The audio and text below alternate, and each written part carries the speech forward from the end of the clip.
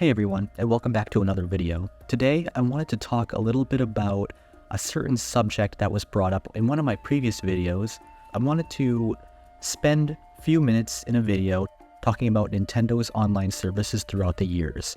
And we all know Nintendo at this point. We know that Nintendo has gone through many different iterations and brandings of their various online services. This is something that is very unique to Nintendo. When we look at Sony, when we look at Microsoft, it's a very different situation for them. Sony, for the most part, has always had the PlayStation Network, the PlayStation Store. All of these were very similar branding, and then they introduced PlayStation Plus, but nonetheless, the PlayStation name was always still in that branding, and also the general aesthetic of these online services were pretty much the same. And if we look at Microsoft has always had Xbox Live. Microsoft has always strived to improve Xbox throughout the years. And we see, as far as the experience that gamers had, that the Xbox 360 era was really like the peak. So we see Sony and Microsoft and the fact that they don't really change their online services and their brandings all that much. But with Nintendo, it's a very different situation. In this video, I wanted to go over the three primary online services that Nintendo has introduced throughout the years, starting from the Wii all the way up until now with the Nintendo Switch. So let's just jump right in.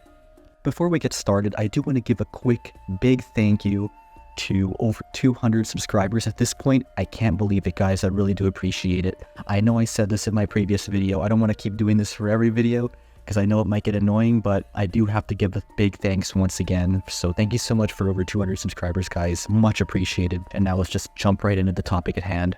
So before the Wii launched, we had the Nintendo GameCube. At that point, we didn't really have any real online service for Nintendo.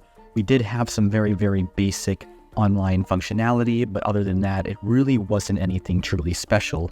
With the GameCube, there were only a few games that actually used online functionality. The GameCube's online functionality was basically achieved through a broadband adapter that was basically connected into the GameCube. And Nintendo did actually provide official accessories to assist with this. But at the end of the day, we wouldn't necessarily call this Nintendo's first real branded online service. Yes, it was Nintendo's first real foray into online connectivity and online connections and multiplayer and video games, but it wasn't really something that they took very seriously, as seen with very, very limited support in terms of the games that used it. But when we go to the Wii era is really when things started to kick off with Nintendo's online offerings. This is where we were introduced to Nintendo Wi-Fi Connection, the first official branded Nintendo online service. Those of you who grew up with the DS and Wii in that era are probably very familiar with this online service. It initially launched with Mario Kart DS back in 2005, and with certain games like Mario Kart DS and even Metroid Prime Hunters, it really was a decent online service for the time, especially, again, for the DS. 2006 saw the launch of the Wii, and Nintendo Wi-Fi Connection followed suit.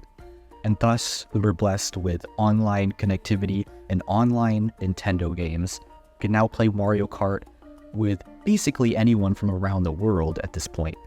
We were introduced to the Wii Shop channel, the various channels that the Wii had to offer that were connected to Nintendo Wi-Fi Connection, and we're even connected to a subcategory of Nintendo Wi-Fi Connection known as Wii Connect 24, which basically meant that your Wii will be always connected to the internet. And even games like Metroid Prime 3 Corruption, for example, used very, very minimal online connectivity, but nonetheless still had the feature enabled. This was Nintendo truly playing around with online functionality, and they were really taking it more seriously. In fact, Nintendo Wi-Fi Connection was so enticing to someone like me who was still enjoying games in a local capacity, not an online multiplayer capacity. As a kid, I even remember not having my Wii connected to the internet for years until I finally learned that I could. Believe it or not, I hadn't even used the Wii Shop channel or any of the Wii's online services until a few years later when I finally learned how to even connect my Wii to the internet. And this wasn't through some easy means. For me, I had to buy the Nintendo Wi-Fi USB connector. And as a kid with no job in elementary school, it's kind of hard to get my hands on it. In order to convince my mom that I needed it, I had to work for it. So basically, I shoveled my aunt's driveway for weeks on end just to make some money, just so I can get this adapter. But when I finally got it, I was introduced to the Wii Shop channel and everything that the Wii had to offer in terms of online connectivity. And I was able to message my friends and play Mario Kart Wii online. It was a great time. But despite my positivity and my excitement towards Nintendo's first online service back when I was a kid, it paled in comparison to the competition. You see, Nintendo Wi-Fi connection, while it was decent for Nintendo standards, considering it was their first real foray into online functionality and connectivity for games, Microsoft had already been doing this the generation before. Xbox Live and PlayStation Network were simply dominating in this regard, especially Xbox Live. That's not to say that Nintendo's first online service was a failure. It wasn't. Nintendo Wi-Fi connection was not a failure. In fact, a number of games actually used the service, and once again, we were given the Wii Shop channel and basically every service that the Wii had to offer.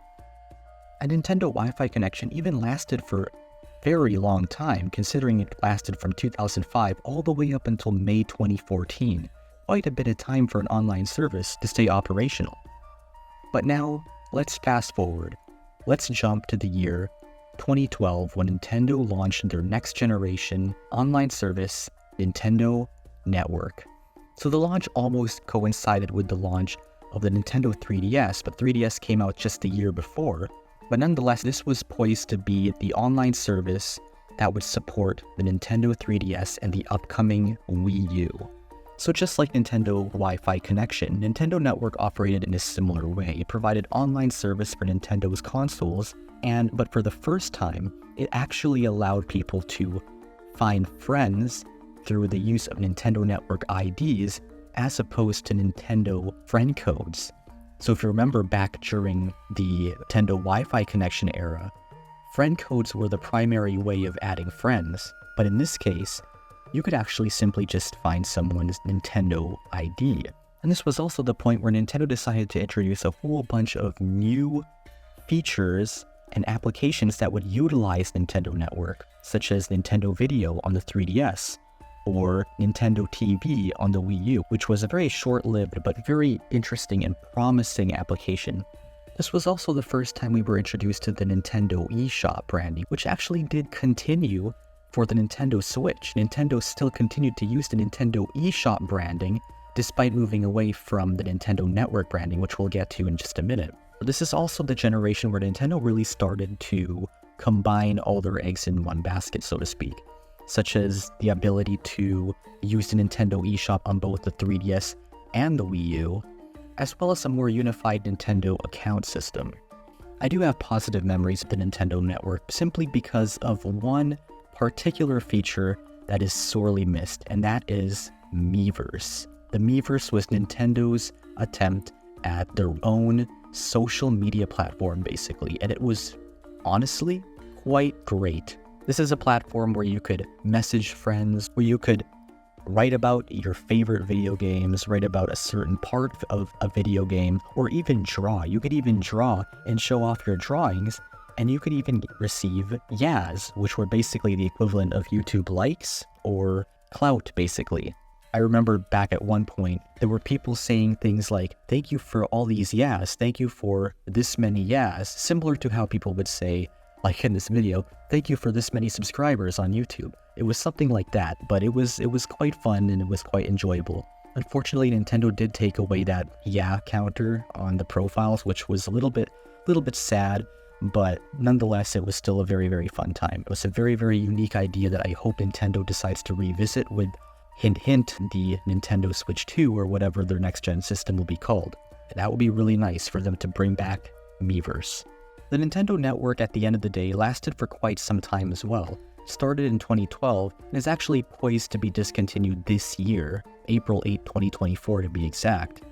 So we don't have much long to enjoy what remains of the Nintendo Network on the Wii U and 3DS, but it was nonetheless a fun ride, especially with Miiverse. Lastly, let's talk about what is considered Nintendo's most controversial online service, the one that is still in use today. Yep, I'm talking about Nintendo Switch Online.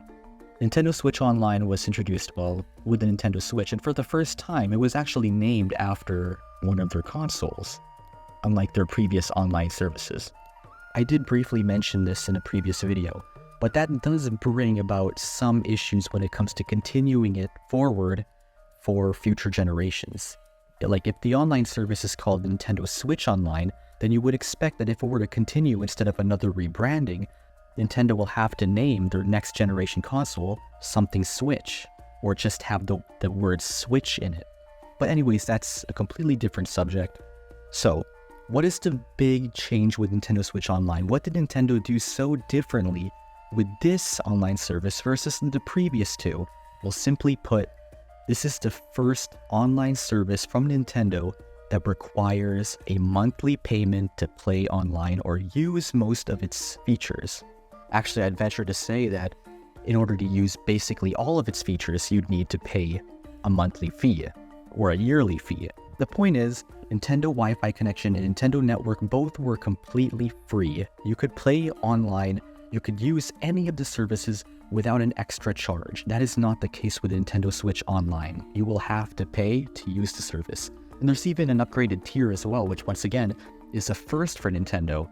This time they have basically two subcategories for Nintendo Switch Online. They have the original, they have the regular basic service, and they have a more premium service called Nintendo Switch Online Plus Expansion Pack, which basically gives you Nintendo 64 games and a whole bunch of other little features here and there. I'm not trying to undermine the extra features. I'm just saying, and for me and for many other people, the Nintendo 64 games are basically the headlining feature of the expansion pack, along with being able to play DLC for your favorite games like Mario Kart 8 Deluxe or Splatoon for free, kind of.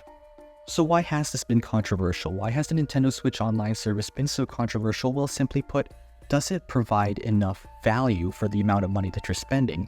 And of course, that is an opinion that all of you, that every single one of you individually will have to come up with. What is your opinion of Nintendo Switch Online? Leave it in the comments below. Let me know what you think.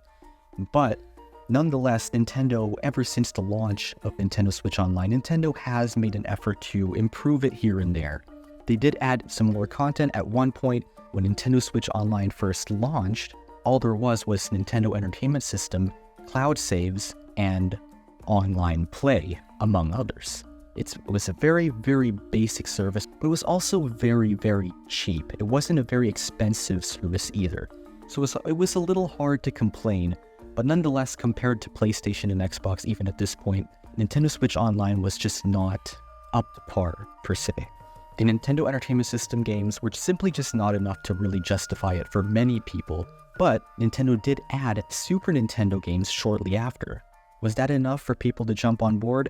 For some people, yes. For some others, the service has continued to remain controversial to this day, although I do believe people are warming up to it a bit more, and I do think that Nintendo will continue to improve the service as time goes on.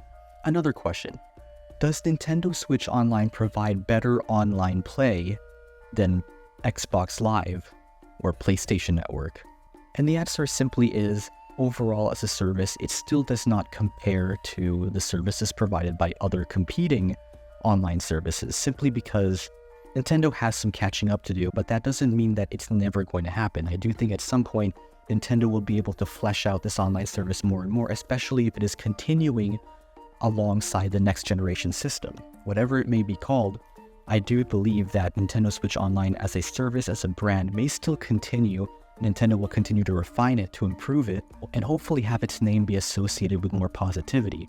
Anyways, guys, that is a wrap for this video. I do hope that you enjoyed it, and I will see you on the next one. Thanks for watching, guys. Have a good one. Bye-bye.